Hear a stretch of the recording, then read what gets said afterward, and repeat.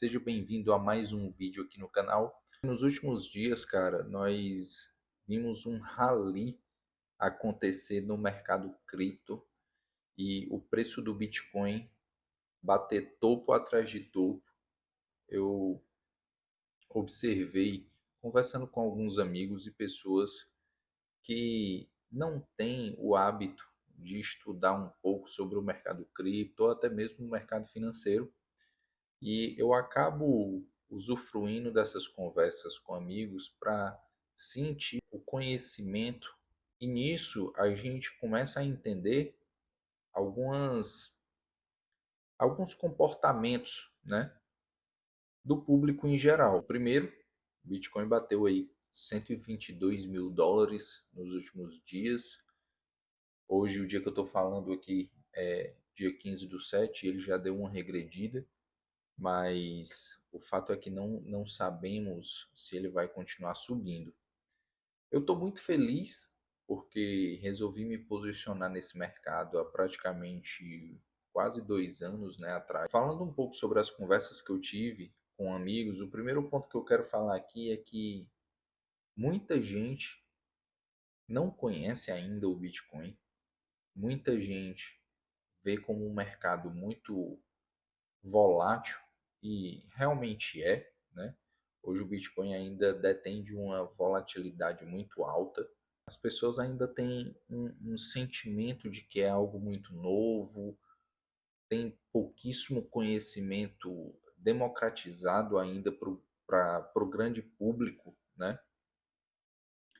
E cara, isso para mim mostra uma coisa que ainda tem muito para crescer esse valor de 122 mil dólares. Quando eu penso, né, na fala de grandes red pills, que são os caras aficionados realmente por esse mercado, eles falam que o negócio vai bater aí 1 milhão de dólares. Na cotação de hoje seriam quase 7 milhões de reais ou mais, enfim. E então ainda temos muito espaço para chegar nisso. É algo factível. Então, nas minhas conversas, muita gente deu para perceber que essas pessoas, primeiro, não têm confiança em investir diretamente no Bitcoin. As pessoas não sabem como fazer isso, né? E, como eu falei, as pessoas, muitas delas nem acreditam ainda nesse tipo de ativo, nesse tipo de mercado de criptomoedas, né? Pegando esse gancho de que tem muita gente que não sabe investir. Eu vou falar aqui rapidamente de um caso que aconteceu no Brasil de uma empresa chamada Melius. Se você não sabe que empresa é essa, em algum momento você já ouviu falar de um negócio que chama cashback, ganhar o dinheiro de volta em alguma compra. E a Melius, assim como a Livelo, tem esses sistemas de fidelidade, essa é a palavra. E cara, a Melius era uma empresa que estava esquecida na bolsa de valores e ela comprou bitcoins para alavancar o seu caixa. Então, vamos pensar. Se a Melius comprou Bitcoin há 6 meses atrás para hoje, o Bitcoin já valorizou 20%. Veja, o caixa da Melius, sem ela fazer nada, já valorizou 20%. E as ações da Melius se valorizou 100%. Simplesmente pelo fato dela ter comprado Bitcoin e ter, vamos dizer assim, guardado o caixa dela, o capital dela em Bitcoin. Veja que a Melius saiu de uma empresa esquecida para uma empresa que se ressignificou e trouxe isso como uma novidade para o mercado e se alavancou, né? Isso já existe algumas empresas no mundo fazendo esse tipo de manobra. Mas o que é que eu quero falar aqui? Por que eu falei na Melius? Porque pessoas, assim como as que eu conversei nos últimos dias sobre Bitcoin, e eu fiz isso de propósito para entender um pouco mais, como eu falei no início do vídeo, mas existem pessoas que não consomem o Bitcoin diretamente, mas elas consomem indiretamente. E várias empresas do mercado financeiro já perceberam isso.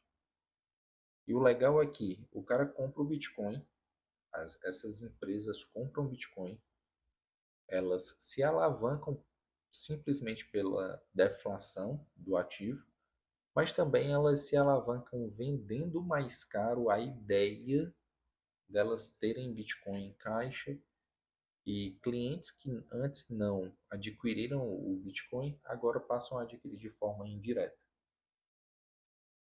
Na visão desses clientes, isso tem mais segurança, isso tem mais liquidez até, né? Bom, então isso é muito interessante, né? Porque, cara, se existe hoje uma forma de um público maior adquirir o Bitcoin, eu chego na minha próxima dica aqui desse vídeo.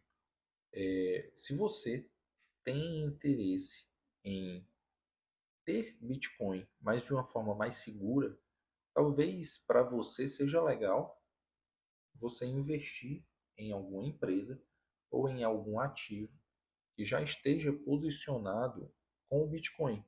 E você vai ter a garantia ali, né? Garantia bem entre aspas aqui, porque a dica que eu vou mostrar aqui, por exemplo, é de renda variável, e renda variável também não existe garantia, né? Até porque lucros passados não é garantia de lucros futuros. Então, todos esses números que eu vou botar aqui o print na tela também, mas eu vou falar, não é uma garantia de lucro futuro. Mas, por exemplo, não sei se você já ouviu falar num negócio que chama ETF. O que é um ETF? Imagina uma empresa que ela compra Bitcoin como outras criptomoedas e ela faz a gestão daquilo ali com especialistas para ter a maior lucratividade no mercado. Então, olha o que é que eu estou te dizendo. Que existe imagina um escritório, né, cheio de profissionais que entendem muito sobre o mercado de criptomoeda. Esses caras compram as melhores criptomoedas e, obviamente, a maior parte da compra deles é Bitcoin, e eles vendem aquilo ali na Bolsa de Valores brasileira. Então, um ETF, aqui no meu caso é o Hash11, o código HASH11, e esse ETF ele tem uma carteira com mais de 80% da carteira deles em Bitcoin. Então, assim, se você compra uma cota na Bolsa de Valores do Hash11, no final do dia você vai estar comprando Bitcoin. Né? Mas você não vai precisar entrar lá na corretora de criptomoedas e fazer toda a operação, que no final do dia é o medo que você tem. O Hash11, se a gente for ver aqui a lucratividade dele, no último mês ele teve 9,52% de lucro. Então veja, se você investe, por exemplo, em Tesouro Selic, que hoje está 15% ao mês, se eu dividir 15 por 12 meses, a gente vai ter aí pouco mais de 1%, né? E só no último mês o Hash11 conseguiu 9,52%. É óbvio, não é todo mês que ele consegue, tá? Essa, essa rentabilidade aqui. Mas isso aconteceu diretamente proporcional à alta do Bitcoin no último mês. Se eu alongar aqui a minha visão para 6 meses, o Hash11 ele já caiu 1,2%. Ou seja, passados 6 meses, né, de hoje para trás, 6 meses, ele teve uma lucratividade negativa de 1,02%.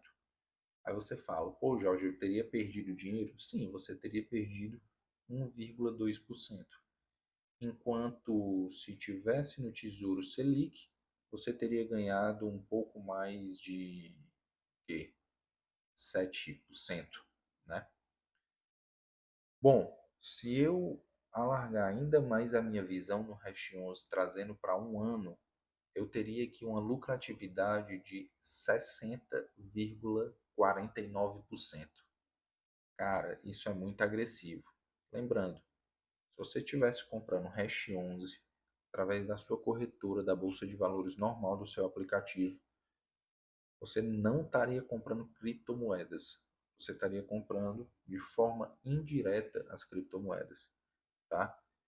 E se eu alargar para o máximo, ou seja, todo o tempo de vida do Hash11, que o Hash 11 ele nasceu em 2021, tá? Em 30 de abril de 2021 é o primeiro dado que ele tem aqui no Google.